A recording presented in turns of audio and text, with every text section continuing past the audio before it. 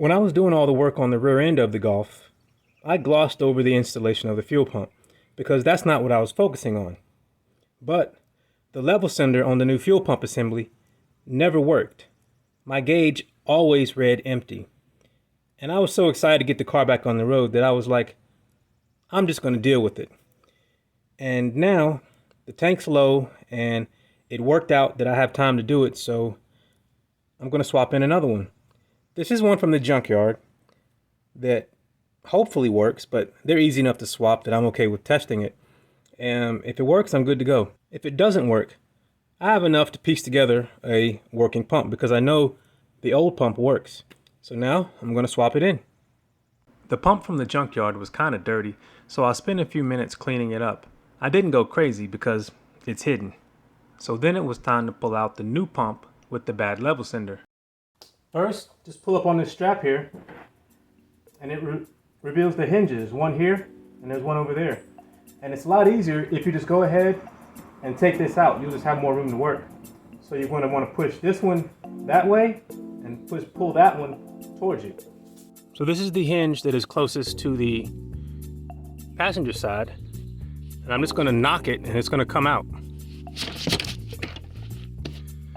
So now you can just grab the whole cushion and it comes out.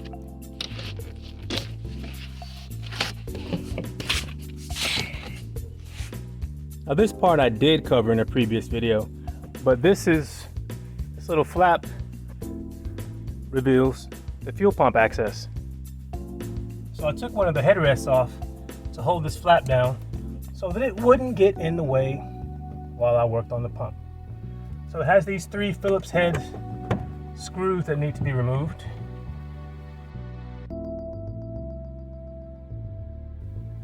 And then the access panel is off. And I'm glad there's no leaking. That's good news. So this connector and these 2 lines then need to be removed. Now, I have shown this before, but my tab is broken. So I had to lift out on that in order to pull up and get this off. And these have a little button right there that you press in that allows you to pull them off. If your hands are a little big, you can use a screwdriver to press, but I think I got mine off. And there was some pressure on there, but luckily all the fuel stayed in there.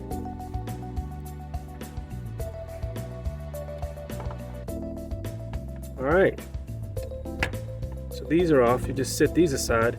Now the only thing to remove is this ring that holds it down. Let me go get a towel to sop some of that fuel up.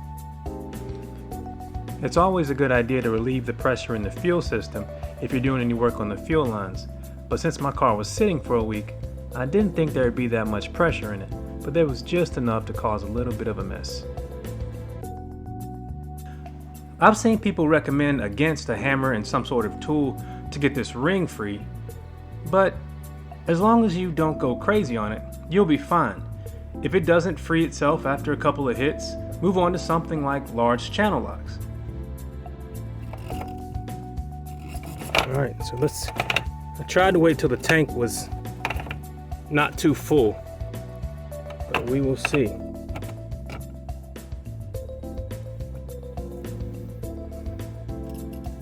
See how much fuel is in the tank. There's still some. So now I'm just going to work the fuel pump out. The assembly generally comes out with little fuss, but I did have to press in the tubing because it was getting caught on the edge. Now it's good to wait till there's not much fuel in the tank, because it'll make it that much easier and you won't spill as much fuel. See, hardly any's dripping.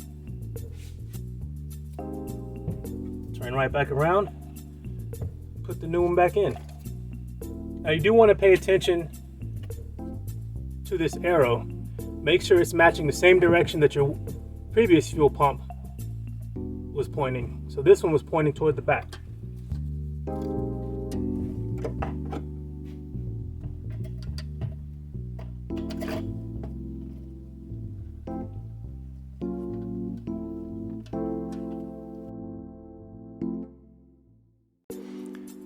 I made sure that the seal was seated properly, and then I made sure that the entire fuel pump assembly was as far down as it could go. Now sometimes that is difficult because the seal can be a tight fit. And then I put the ring back on and tightened it down. So that's hand tight. I'm gonna give it a few hits with the same thing I used to remove it. And then I will call it good enough.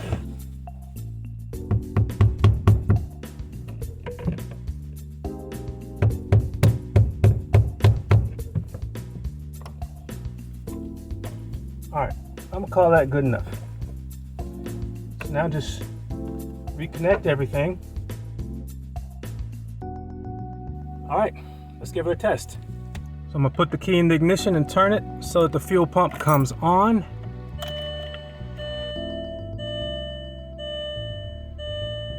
And I am getting a fuel level. So let's see. No leaks. So it should be primed. Let's start her up.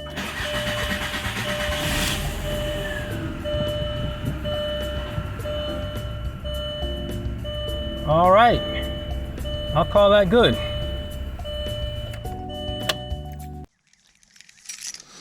If you've seen my previous MK4 GOLF videos, you realize that even though this tail light looks good, the fitment for the circuit board is terrible. So on a Facebook group, I found a guy selling some of these. And yes, if you stay ready, you can ball whenever. But I picked up some OEM taillights. They're used, but I'm 100% sure that the board will mount up properly. So I'm going to install these real quick.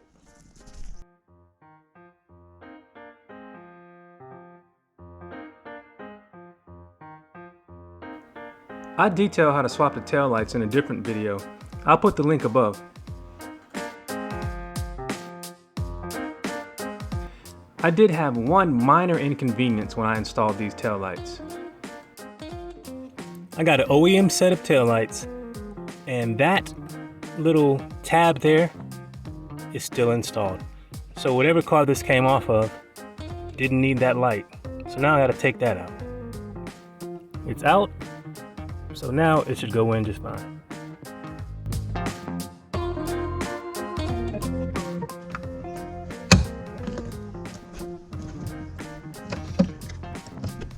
All right, it fits perfectly.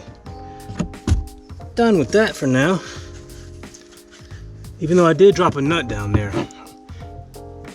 I tried to get it for a few minutes, but I live so close to auto parts stores that I'll just throw another one on there. With that out of the way, the next thing I'll do in the Golf is revisit the auto adaptation code that I'm getting.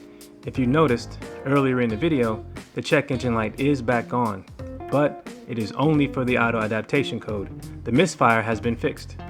I also have work to do on my Civic and my 1989 K1500. If you'd like to keep up with the work I do on my Golf and my other cars, hit subscribe. Thanks for watching. Take care.